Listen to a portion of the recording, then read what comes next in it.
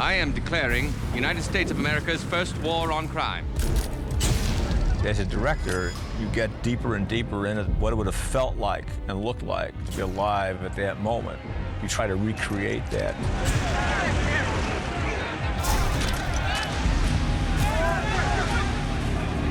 The challenge is trying to make 1934 be alive.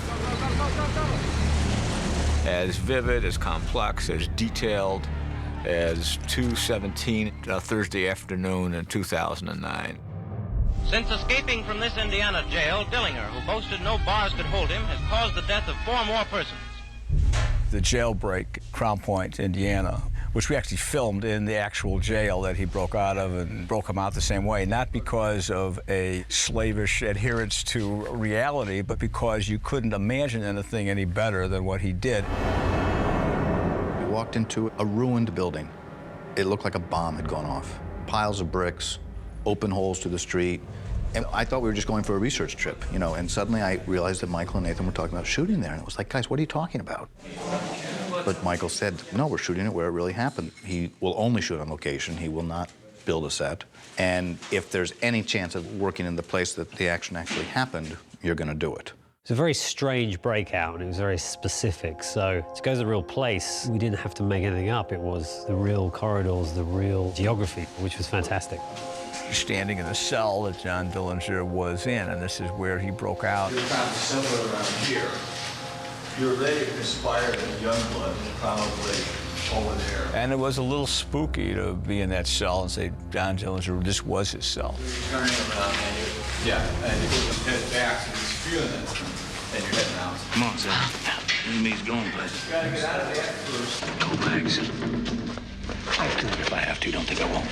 Open up! To be in that cell block and in this same exact place that he had been incarcerated and to live through that experience. It's just so magical. On the stairs. You know the one down the stairs. These stairs. You know that way. He comes through here.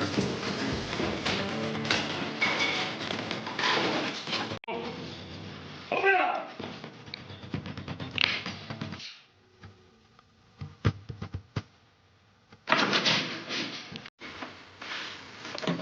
That wasn't real, was it?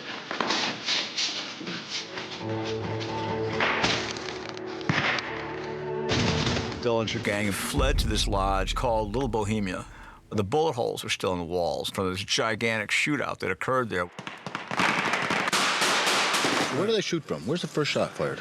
Michael wants it faced out. Michael will find a way to shoot something in the exact same place that the original story happened. The Dillinger mob hid away in this Wisconsin. He feels very strongly that that brings about a sense of reality for himself and the actors and the camera that, you know, you can taste it on the screen. That means a lot to an actor and to a director to find yourself in those environments where you can kind of suspend your disbelief. How'd you find this place? Don't worry. Nobody will find us. Come on. Michael was adamant that we go to places like that. His attention to detail is, you know, unparalleled. Action.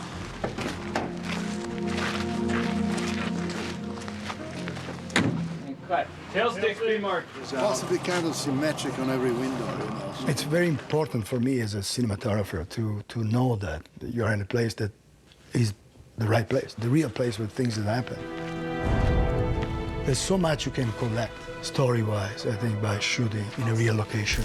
There are minimal things which are just, you know, have a huge value. They're shooting out these windows, bang, bang, bang. Not the fill's not enough.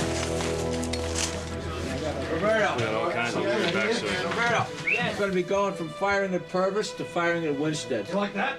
On our first visit to Little Bohemia with Michael, he definitely felt inspired for this scene and immediately started to think about how to shoot it. I nailed the Purvis. You could tell that he was falling in love with the location. Places can talk to you, the physical reality can kind of talk to you. When you can put your hand on the doorknob of the bedroom that John Dillinger put his hand on as he was trying to escape out of this FBI invasion, it starts to really be significant.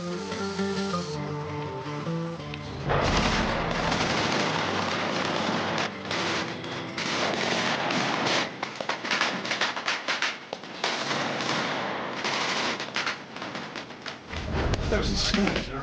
That was tense. You know, like I said, the fetal position. I was down there, man.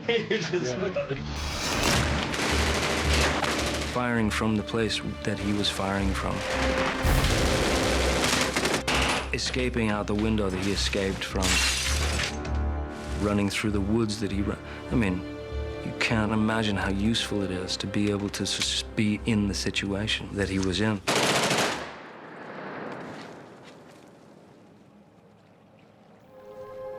Being in those woods, just sitting silently for a while, knowing that the man that you are portraying sat in this very spot. I'm open to the bomb. That's what happened. Was actually fired upon and fired back. And then... I think it's incredibly helpful. Someone got out! Is it Dillinger? I think so! With the biograph as well. You know, we shot everything right there. We rebuilt the street. We rebuilt the front of the biograph. Nathan would transform entire blocks, I mean several blocks, beautifully, down to the pavement, everything. There was a photographic record of how this street looked at the time he was shot. The street is now gentrified, and there's masses of changes since the 30s. It was all kind of wrong. The bones were there. So we sort of came to the conclusion early that this was going to be the big street. Dillinger was lured to this North Side Chicago theater by the woman in red.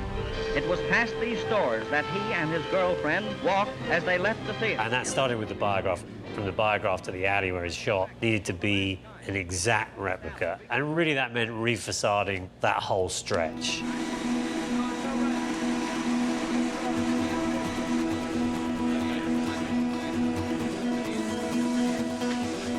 A pyramid of apples, you know, we could start it. Yeah.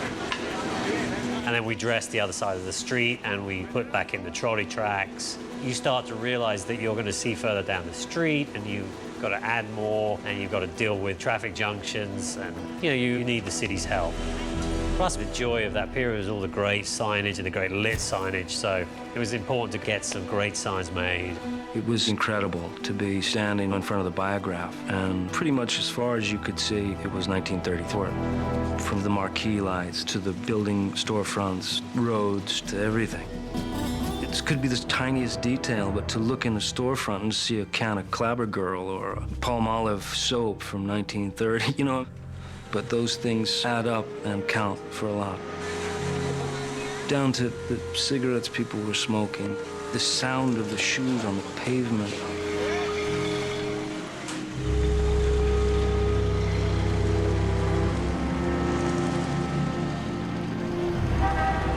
I will light my cigar when he's coming out.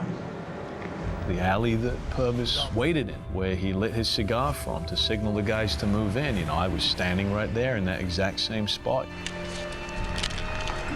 Walking out the front door of the Biograph Theater and taking the very steps that he took when he was taken out. It was spooky. And it was a kind of a slow, amazing moment, like poetry, you know. I engineered it so that we were able to stage it exactly where he was. He died on the same square foot of pavement that Dillinger died on. Once again, reset, please. Go to 2, back. My head lands exactly where his head landed.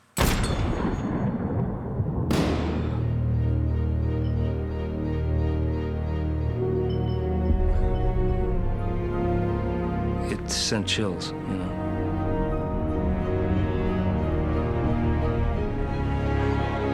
For an actor, it's a real gift. You're completely fed by your surroundings. You are in 1934. You're in it, completely in it, you know.